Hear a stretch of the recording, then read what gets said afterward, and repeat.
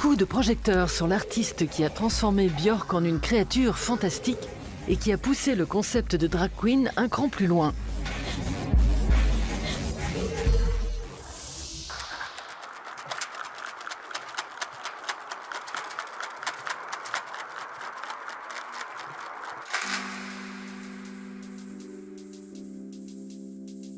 Je suis plutôt isolé dans mon univers visuel.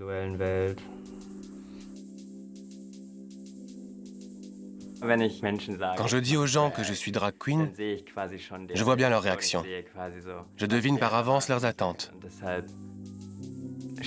Alors maintenant, je me présente plutôt comme performeur. Je crée des maquillages et je me catégorise comme une distorted drag, une drag queen distordue.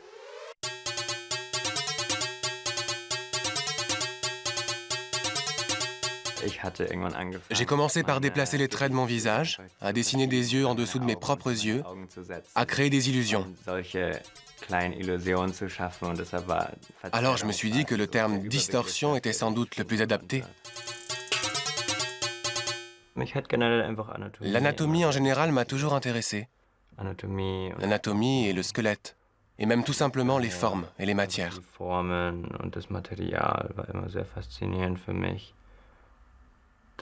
Dans mon travail, j'essaie de créer quelque chose de vivant, une symétrie organique qui, sans être toujours parfaite, est belle. J'espère simplement que les gens trouvent ça beau. Et qu'ensuite, ils se demandent ce qu'on peut considérer comme beau et quelle esthétique leur est familière.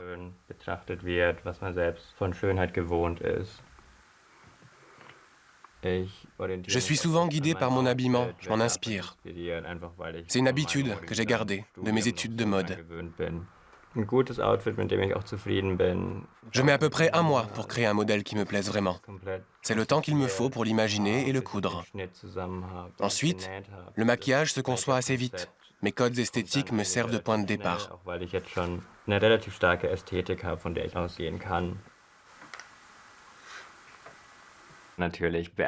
Bien sûr, mon enfance et mon éducation très religieuse m'influencent énormément.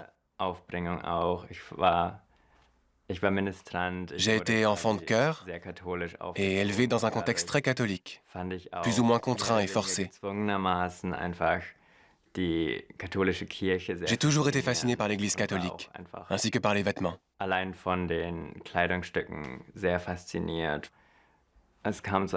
Au point que j'ai fini par me rendre compte combien l'habit pouvait permettre de s'élever au-dessus des masses. C'est tout à fait ce qui se passe dans l'Église, avec un concept et une théorie plus élaborée, bien sûr. De manière générale, j'ai effectivement quelques looks qui m'ont été davantage inspirés par la religion que par l'endroit d'où je viens. C'est vrai, la Bavière, ça n'a jamais été mon truc. Je crois que je n'ai jamais été un très bon Bavarois.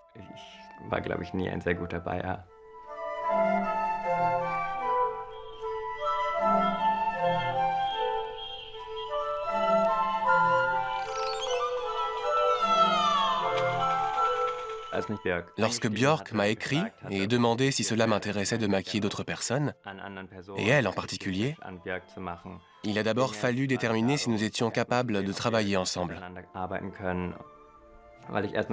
C'était la première fois que je devais créer un maquillage pour quelqu'un d'autre. J'avais déjà suivi des cours et maquillé d'autres personnes, mais là, imaginer un visage complet façon Hungry, c'était un énorme défi. Ça a été un véritable tremplin dans mon travail.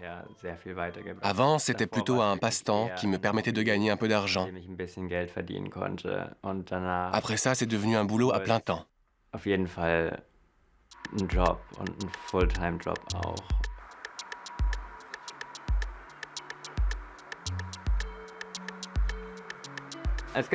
Il existe dans le monde quelques performeurs qu'on rencontre très régulièrement en tournée.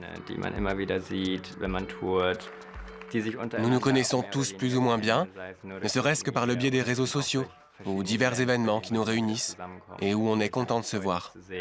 Il n'y a pas beaucoup d'artistes qui parcourent le monde grâce à la notoriété du personnage qu'ils ont créé.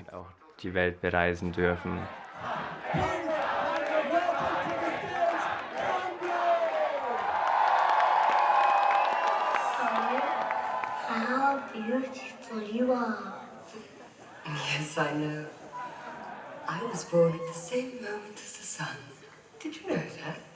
Les gens sont toujours ouverts à l'inédit et prêts à accueillir de nouvelles idées. C'est quelque chose qui fascinera toujours.